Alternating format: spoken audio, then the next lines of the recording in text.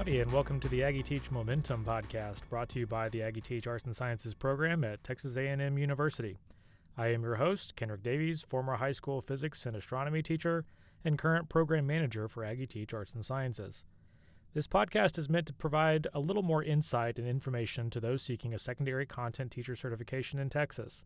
We aim to provide episodes that help pre-service educators on the path to certification, as well as leverage the experience of myself and other guest speakers to support teachers in the first few years in the classroom. And today's topic is one that I really value in my time as an educator, and that is, who are those people that you need to know within your school building? And that could be, a wide variety of people, from the custodian to the secretary to the nurse, and we're going to kind of go through all those in this particular episode. As a new teacher, you're going to have some questions about procedures and policies, and who do you talk to when you need to go get textbooks for your students, or where do you go to order more pencils for your classroom? The trash hasn't been emptied in several days. Who do you talk to about that? So this episode is going to be a list of people within the school that I learned that you need to have a positive relationship with in order to get things done, in order to have and facilitate a good experience in the classroom. So probably the first one I'm going to talk about is the most important person for you to know outside of your classroom, outside of your department, and that is the principal's secretary. The principal's secretary is the gatekeeper of information, of knowledge, of everything that is going around the school. It kind of funnels through that desk, and they're going to know everything that you need to know to get stuff done. And having a good relationship with that particular person is going to facilitate you being able to get things done quickly. You need a form signed by the principal. You need to have a quick conversation with the principal, and you need to know what their schedule looks like. The easiest way that I have found to have a good relationship with this particular person has been to go visit them when you don't need anything. This person could be someone who, is maybe relegated to a certain part of the front office that isn't necessarily going to be where people check in, isn't the person that's going to interact with visitors or students on a daily basis. Just kind of depends on what the setup is.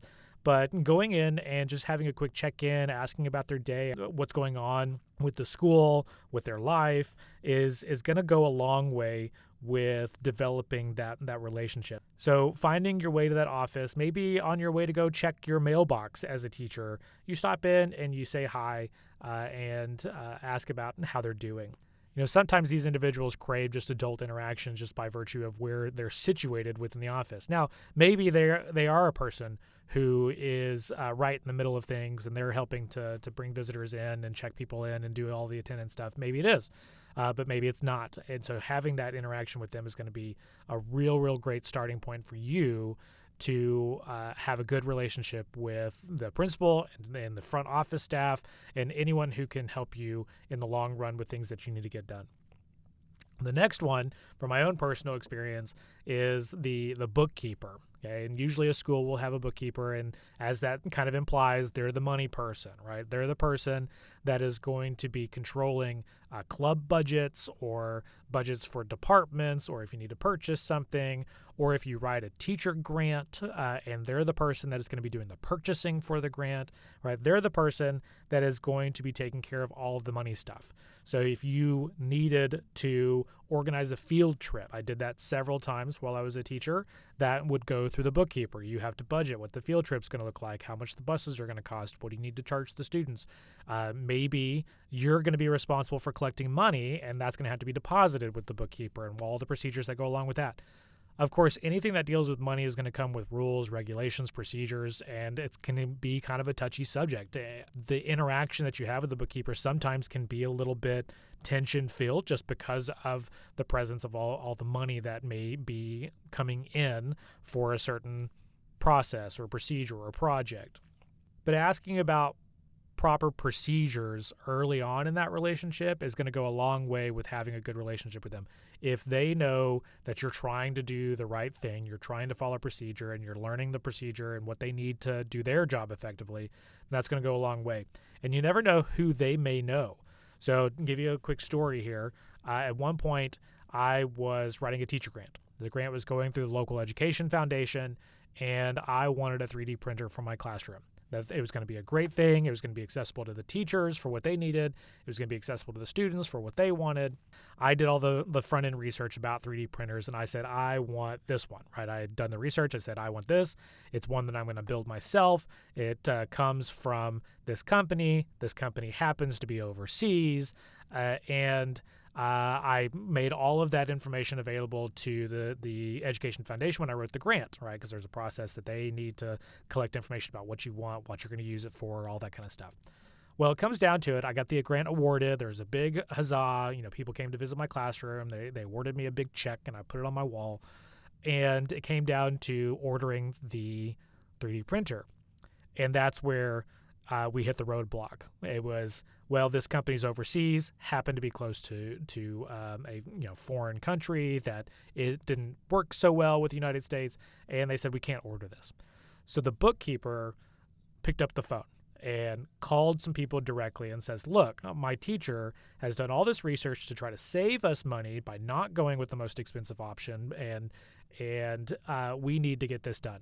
And it came down to the bookkeeper's relationship with the Education Foundation, and we were able to push it through, and we got the 3D printer, and it worked for the entire time the rest of the time that I was there at the school. So you never know who they know and who might be able to work for you in these hard situations.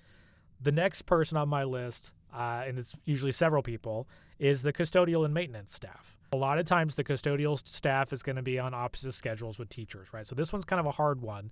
But, if you happen to stay late and the custodial staff comes in to start cleaning your room, I can tell you from experience, most of the time they don't want to bother you. So if you're working in your room and they happen to open the door, you'll hear lots of apologies and sorries, and they don't want to bother you, but they also have a job to do. And so usually I would be like, no, come on in. It's totally fine. I'm just grading. You do what you need to do. But that simple, hi, how are you? Hello, getting to know their name, it goes a long way with this particular staff, especially when you are going to be an active teacher and you're going to be changing your desks around and you're going to be modifying the layout of your room and doing lots of things. I would always make messes as a science teacher, right? So you're going to value that relationship of the custodial staff to be able to help you maintain order in your room. The other side of that is maintenance. So if something breaks down, there's usually someone who, you would call up, submit a maintenance request form. So another story, I'm going to have a lot of stories, I think, on this particular episode. I had a maintenance person, and I was on a first name basis with them. I had their cell phone number, and the reason for it was because every first day of school in this particular building, my air conditioner would break. And you can think here in Texas, and it's August, and it's very hot, and my air conditioner would break. It would be working for the entire week of professional development prior, and then on the first day of school, it would just snap and decide to take a break, and I would have no air conditioner. So, of course, I had to follow the procedure. I had to submit a work order, but it was a simple text saying, hey, I did it again, and he would start moving forward on the process even before I got the maintenance request submitted, and usually we'd be able to get it fixed. So that was something that I had to develop a relationship with that person almost by necessity, but having that relationship meant that when I needed something else to be done or something else broke, I could just submit a work order and shoot a quick text, and it would get done pretty quickly. All right, so another person that's going to be really valuable to you as a teacher, and it could be a team, it could be the same person, could be a team, but that's going to be your librarian and your media specialist, and especially at the high school level. This could be the same person, it may be different people, but the librarian is going to be someone who can step in and work with your students for certain things, like say you have a project that involves research, right? The librarian can help with that initial sort of push for research and instruction about how to do research and all that kind of stuff. Your digital media specialist could be someone that you tap for different projects in your room. Say you want your students to make videos or do a green screen project. All right. So the last place that I worked, there was a green screen that was already set up in the library, and they taught us how to use it. And so I used that for several projects. I even used it for a promotional video for my astronomy class. I went and used it for my own purposes as a teacher rather than my students using it. These people oftentimes are spending a lot of their time helping teachers as well as students.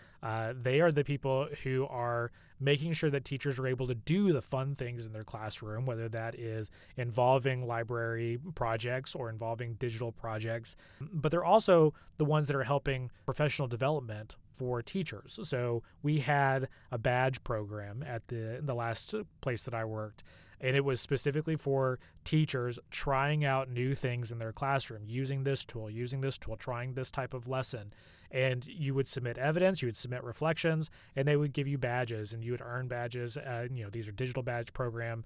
We would earn prizes, and we would have departmental competitions to see who would earn more badges, who would earn more prizes. So, it was a thing that it was set up by the digital media specialist and the librarian, and it just added to the atmosphere and culture of the school, right? If you have good people in those places and they know you, then you're going to be able to do a lot more cool things, more fun things in your classroom. The next one is somewhat out of necessity, especially if you have a student who's going to be requiring services like this, but is the school nurse. The school nurse is going to be someone who, one, is going to be probably doing some trainings at the front of the year. You may do a CPR training with this person.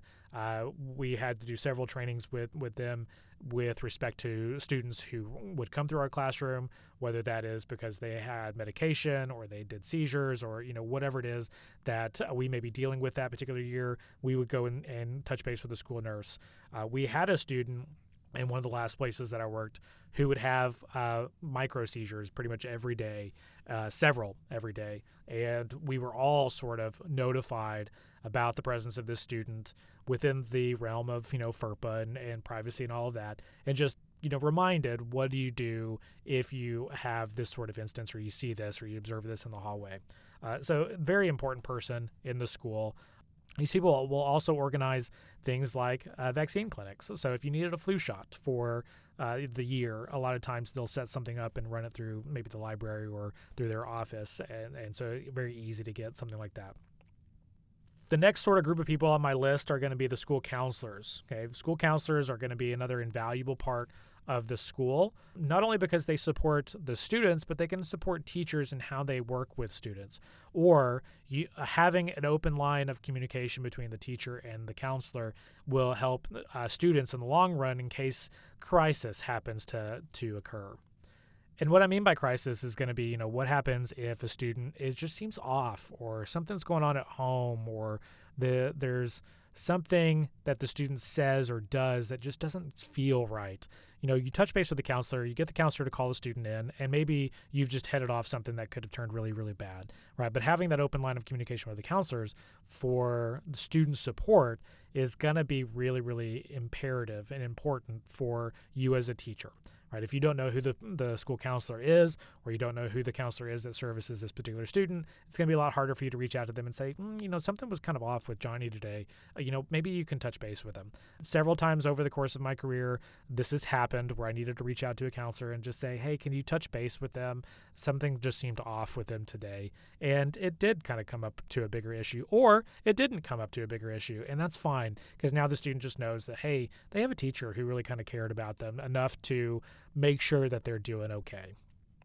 The next one, again, is going to be kind of out of necessity, and that's going to be case managers for any sort of special education students or 504 students that you happen to have in your classroom. This is another instance where you as the teacher are going to be responsible for supporting these students, and these students are going to need specific things. If you're not exactly knowledgeable about how to go about providing services for a given student, then the case manager is going to be where you get that information. I have had a student in the past who had some behavior issues, but also some academic modifications, and I just wasn't sure exactly what it was that I needed to do in the classroom. They had an aide that was always with them, so I needed some direction about how do I work with the aide to help the student. The aide was not someone who was well-versed in astronomy, so I had to make sure that the aide knew enough to be able to help the student. And so it was a really weird situation for me about how I needed to navigate supporting the student with what they needed. And this was after about 10 or 12 years of me being in the classroom. So this was not even just me being a first-year teacher.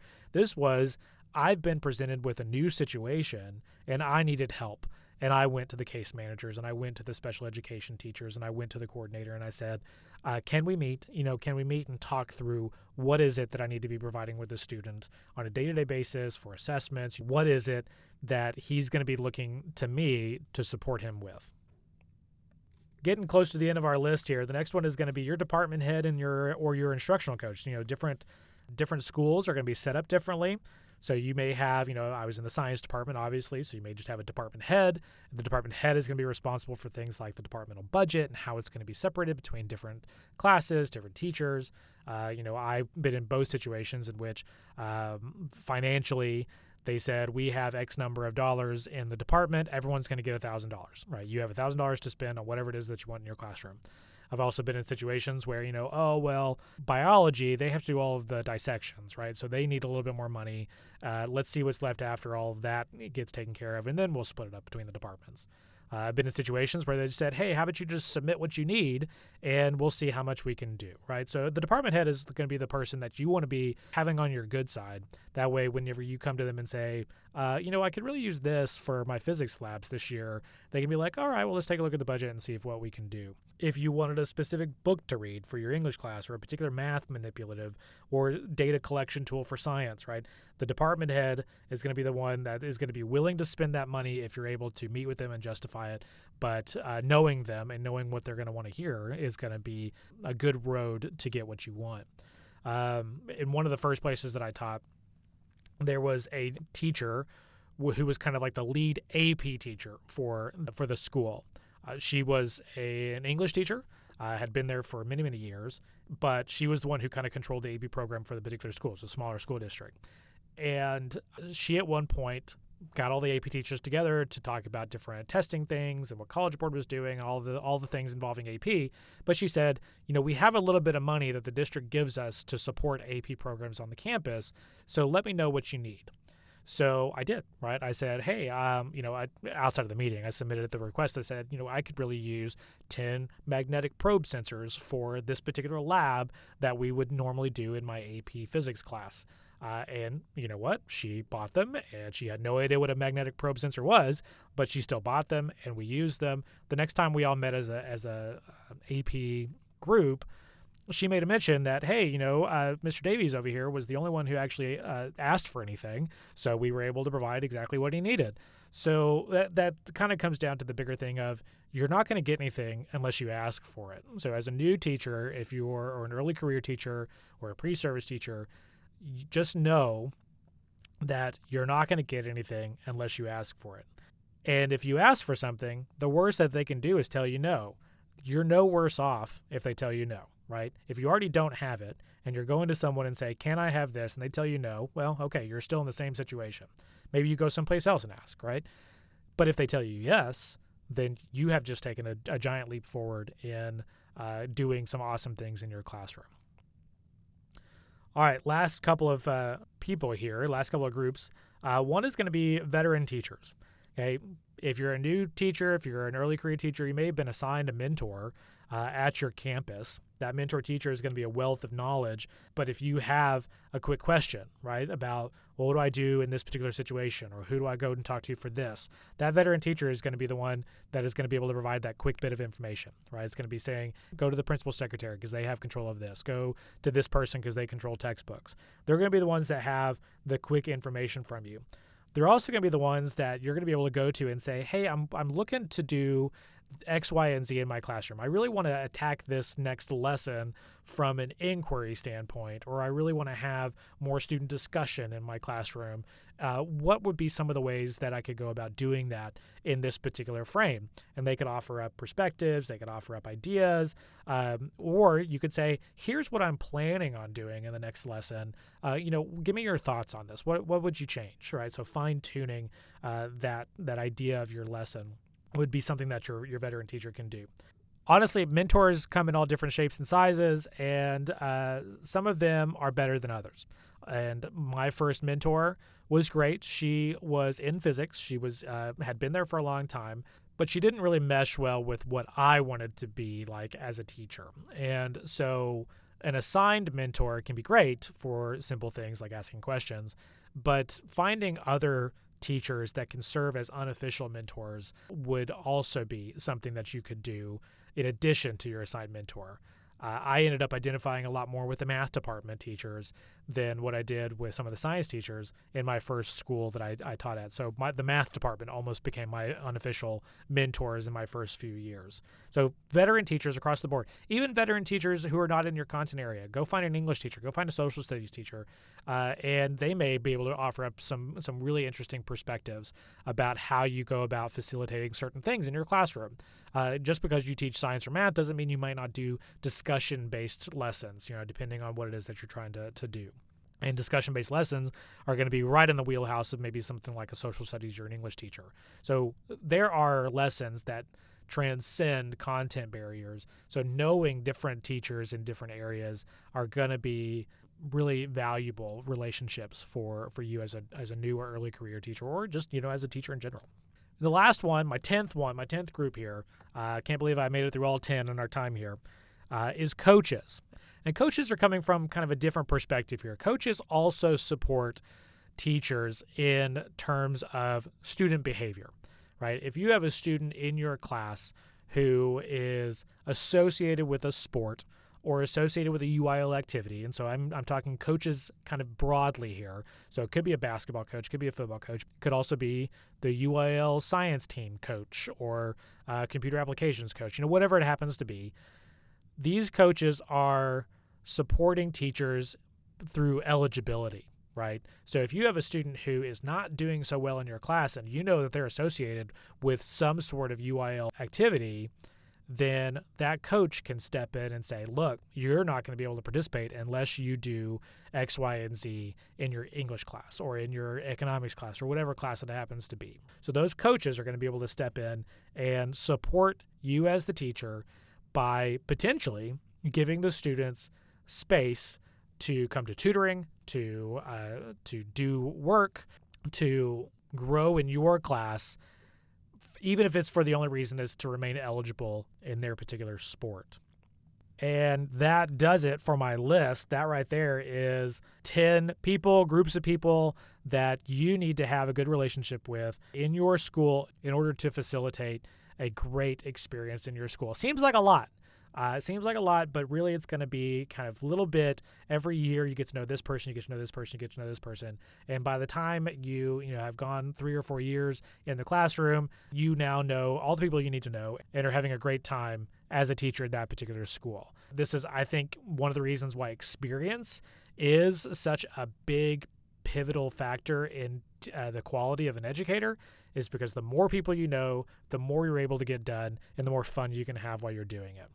And that is all the time that we have for today. The Aggie Teach Momentum podcast drops every 2 weeks, so make sure that you are looking for the next episode on Spotify or linked on the Aggie Teach Arts and Sciences website.